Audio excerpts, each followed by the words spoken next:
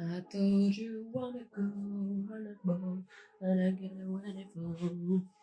Je suis bilingue. Vous saviez pas? Moi non plus, je le savais pas. Hello tout le monde! J'espère que vous allez bien. J'espère que la rentrée s'est bien passée pour vous. Aujourd'hui, on se retrouve pour une nouvelle vidéo. Le concept est un peu différent des vidéos d'avant.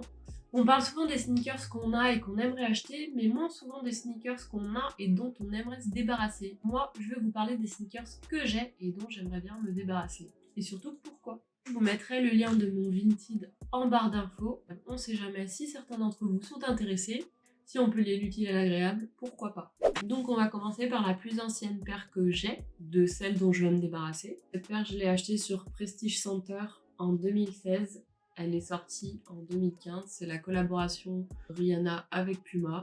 Ils ont revisité un modèle de Puma Suède basique et ils en ont fait un Puma Creepers. Ce modèle avait énormément marché, il a été décliné en énormément de coloris. Ça fait très longtemps que je l'ai beaucoup porté. Ça se voit parce qu'à certains endroits, il y a des trucs qui se sont effacés. Là, le Puma sur la languette, il est plus trop d'actualité, il s'est un peu fait la malle. Le Puma sur le côté externe, pareil. Elle reste quand même dans un état général assez bon. Du coup, je la voulais tellement que j'ai pris les tailles disponibles qu'il y avait. Il n'y avait pas de 36,5, j'ai pris du 36. Je la porte plus depuis un moment. C'est plus trop ce que je porte actuellement et j'ai décidé d'arrêter de porter des baskets trop petites pour moi. Et parce que je l'ai souvent fait, ne me jugez pas.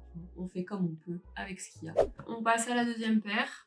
Justement, c'était la même époque, ma suède basique en daim, avec la semelle en gomme translucide un petit peu. Je l'avais acheté dans ma folie Puma Suède, j'avais acheté plein de coloris. Je l'ai un peu porté, pas non plus énormément. Après, comme c'est un coloris assez clair, ça tâche très très vite et le daim c'est assez compliqué à nettoyer. Donc il y a quelques traces à certains endroits. Mais honnêtement, généralement, elle est dans un bon état aussi. C'est pas une basket que j'ai énormément portée. Je l'ai achetée en 2017, je crois. À l'époque, je les aimais beaucoup, mais c'est vrai qu'avec le temps, mes goûts ils ont évolué. Je préfère les baskets avec des semelles un peu plus épaisses. Je trouve que c'est un beau modèle, mais que c'est quand même assez plat. Quand on aime les grosses semelles, c'est assez compliqué à porter parce que du coup, on a vraiment l'impression d'être ras le sol. À l'époque, j'avais aussi acheté celle-ci. Du coup, c'est aussi une Puma Suède. C'était le coloris Matte and Shine. Elle est noire et en fait, elle brille un petit peu selon la lumière. Il y a des petits éclats. Celle-là, franchement, pour vous dire, je l'ai pas beaucoup portée. C'est plus un achat compulsif qu'autre chose. C'est un 36.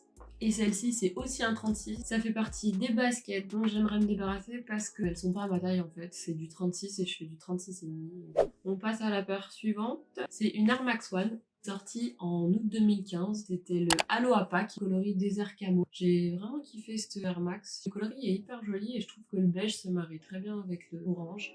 C'est un modèle qui est hyper efficace parce que du coup le coloris se marie un petit peu avec tout. Les tons neutres, c'est un petit peu tendance en ce moment. Les détails flash sont très minimalistes. Il n'y a pas énormément de couleurs difficiles à associer, ça passe plutôt avec tout. J'aime beaucoup les Air Max One, mais du coup, je n'en porte plus trop. Le seul modèle que j'ai si je vends celle-ci, c'est celle qui est juste derrière moi. Donc c'est celle-là. Et celle-ci, je les kiffe beaucoup parce que c'était la collection mini swoosh métallisée et que c'est une couleur que j'adore et que j'arrive beaucoup à porter. Autant celle-là, je les porte beaucoup, autant celle-ci, je les porte très rarement. Donc je trouve que ça sert à rien de garder des baskets qu'on ne porte pas. Elle est en assez bon état. Du coup, on passe à la paire suivante. C'est une Air Force One Jester, coloris Bread and Butter. Je les avais achetées sur Zalando. En septembre 2018, elles sont sorties en août 2018. Je pense que c'était un achat très très compulsif aussi. En fait, je les ai achetées parce que j'ai beaucoup aimé la couleur, mais après, en les portant, j'ai eu beaucoup de mal à accorder cette couleur, donc je les ai très peu portées. C'est aussi un 36, donc elles sont aussi trop petites pour moi. Je kiffe les Air Force et autant j'ai trop kiffé quand ils ont commencé à faire des Air Force Up Step, c'est-à-dire des Air Force avec une semelle plus épaisse que la normale. Une semelle épaisse comme celle-ci.